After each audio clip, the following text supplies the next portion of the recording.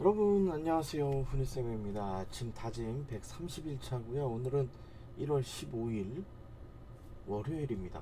한 주의 시작이기도 하죠. 오늘은 함께 살아가는 세상이라고 하는 주제로 말씀을 드려볼까 합니다.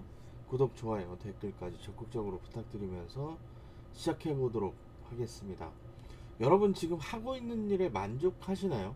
일에 관한 보상은 잘 받고 있다고 생각되시나요?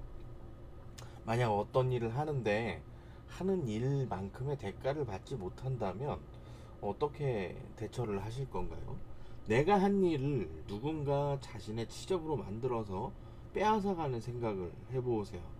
어떻게 대처하실 건가요? 극단적인 표현으로 들릴지 모르겠습니다만 세상엔 다양한 사람들이 많이 있습니다. 미리 생각을 해둘 필요가 있죠. 여러 명이 모여서 함께 한 일이 있습니다. 다양한 생각을 가진 사람들이 모여 있으면 엉뚱한 사람도 있게 마련이에요. 생각이 다 다르니까요. 여러 명이 함께 한 일을 모두 자신이 한 일처럼 떠벌리는 사람들도 있거든요. 이런 사람들을 보면 좀 한심하다는 생각이 들기도 해요. 누가 들어도 거짓말인 게 트이가 나는데도 뻔뻔하게 자신의 치적이라고 이야기를 합니다. 이런 사람들은 어떻게 대처를 해야 할까요? 예를 들어서 말씀을 드려볼까 해요. 논문을 쓰고 있었는데 논문의 결과를 정리하고 있던 상황인 거죠. 이 내용을 전혀 모르는 사람이 갑자기 다가와서 몇 번 이야기 나누고는 자신의 연구 결과라고 이야기를 하기 시작을 합니다. 자신이 공동저자라고 발표를 해버리는 거죠. 어떻게 보면 지적재산권을 훔치는 행위이기도 합니다. 범죄를 벌이고 있는데도 뻔뻔하기까지 해요. 대화할 가치를 전혀 느끼지 못하게 되는 상황이기도 합니다. 사람이라면 이렇게 하지 않을 거라고 생각이 되잖아요. 직장에서 내가 한 일을 아무 말 없이 아무런 도움 없이 빼앗아가는 사람들도 있습니다. 내가 몇 날 며칠을 세워가면서 만든 보고서가 있는데요.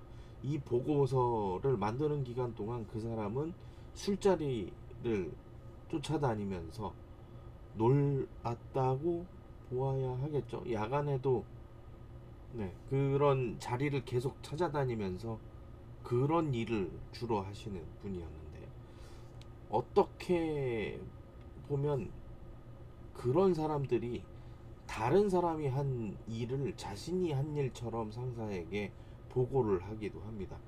말 그대로 억울하기도 하고 미치고 팔짝 뛸 노릇이죠. 이게 뭐 하자는 건가요? 정말 일한 사람은 대접을 받지 못하고 술자리만 쫓아다니는 그런 사람들이 대접을 받고 말이죠. 이런 사람들과 한 공간에서 일하고 있다면 여러분 어떻게 대처를 하실 건가요?